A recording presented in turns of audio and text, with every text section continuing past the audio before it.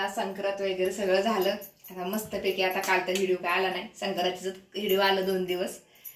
आणि आज मस्तपैकी राहिलेली संक्रांतीला आपण ती गाजर आणलेली होती गावानं, ऑरेंज कलरची, आपले इंग्लिश गाजर. तर कलर कसा आहे छान गाजरांचा. बघा असे स्वच्छ धुवून असे वरचं सालताड काढून, थोडीशी बटाट्याचं जसं साल काढतो तसं खिसवरून काढून असे खिसून घेतलं. मस्त थोडासा म्हणलं गोडधोड थोडासा गाजराचा हलवा बनवूया. तर छानपैकी तूप टाकून घेते कढईमध्ये आणि छानपैकी तुपामध्येच आपल्याला गाजर असे भाजून घ्यायचे चांगले तुपात. चांगले भाजत असतोपर्यंत आपल्याला मग नंतर वरून ह्याच्यामध्ये भाजत झाले की लगेच साखर टाकून द्यायची. कसा कलर छान आहे गाजराचा, एकदम कडक. आणि खिसायला पण हे गाजर पटकन खिसली जातात आणि चवीला पण गोड येतं. ह्याला साखर कमी लागते, कडक असते थोडीशी, पण असं खायला गोड आणि खिसायला बी छान असे आले. तर आता मस्तपैकी आपण परतून घेते. स्वयंपाक करायचा म्हणलं थोडा हलवा करूया. उद्या संकष्टी चतुर्थी आहे, उद्या उपास आहे. उद्या काय जमायचं नाही खायला, मला आजच करून थोडासा. आणि भात तर झालाय आता आणि भाजी स्वयंपाक करायचा आहे. तर कसं स्वयंपाक करत एका साईडला तोपर्यंत एक हलवा शिजत बघत नाही का. असं छान आता हे गाजर जसं भाजत राहायचं आणि मस्त असा तुपात आणि दुधामध्ये हलवा बनवून घे. चला झालं मस्त असं भाजले बा, कसा थोडा झाला परतून.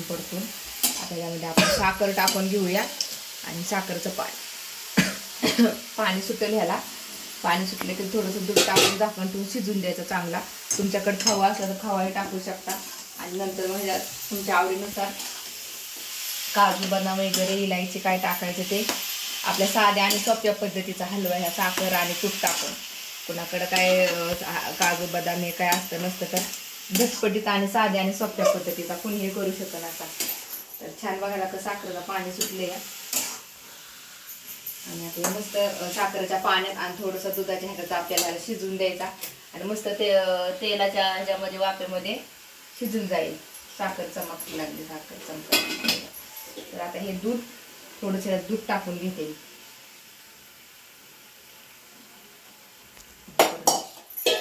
तर याला बारीक गॅसवर झाकण ठेवून घ्यायचं आणि मस्त असा गाजराचा हलवा कसा होतो तो बघा.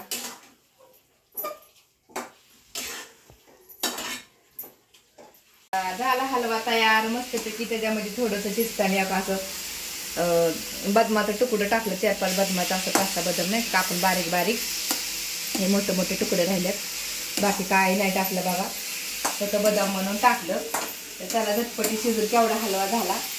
झटपटीत गरमागरम या मस्तपैकी झटपटीत गाजराचा हलवा खायला. तर असू द्या, असा साध्या आणि सोप्या पद्धतीने करा तुम्ही गाजराचा हलवा.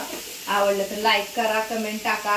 कुणी माझ्या चॅनलवर नवीन असेल तर सबस्क्रायबर करा. तर बाय सगळ्यांना.